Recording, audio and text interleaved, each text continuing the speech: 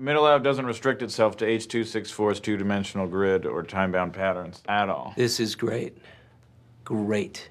You know, they usually don't bring us to these things, and I think I know why. It's because we steal the show. There's been so many life imitates art moments in the show. Wait, are we the actors or are we the characters? You want to know where the nerds are, or you want to know where the actors are? We're not in character, we're actors. One of the things that surprised me the most was the degree of accuracy and authenticity Mike and Alec were after. Whether it was a 2-inch posted or the choice of a programming language, none of these things were accidents. So we are in character. No. I'm so confused. We did a lot of work actually for the whiteboard. The figures that you're seeing on there are not random at all.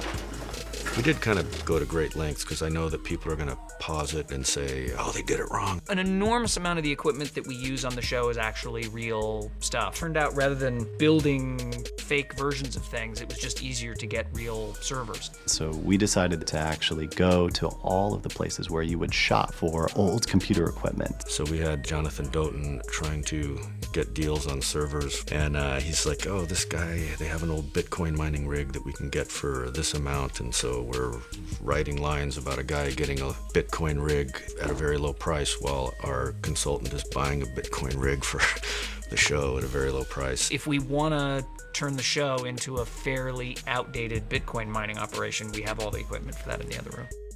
Someone's compression will save the world from Datageddon, and it sure as hell better be Nucleus, and not goddamn Pied Piper!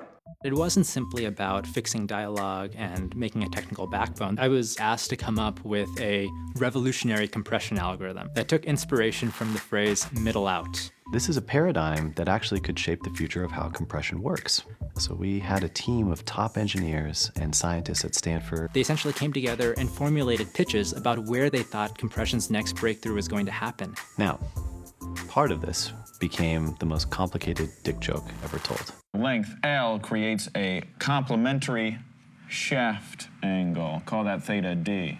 I spent about 2 days working through all sorts of equations, writing up figures, and writing it into a technically accurate paper that eventually became D2F. Dick to floor. Call that D2F. D2F is a model for persuading a large audience to be on the side of a presenter using certain physically persuasive techniques. And we found that, indeed, a tip-to-tip approach can be optimal. No one's asked me about my D2F. Please don't.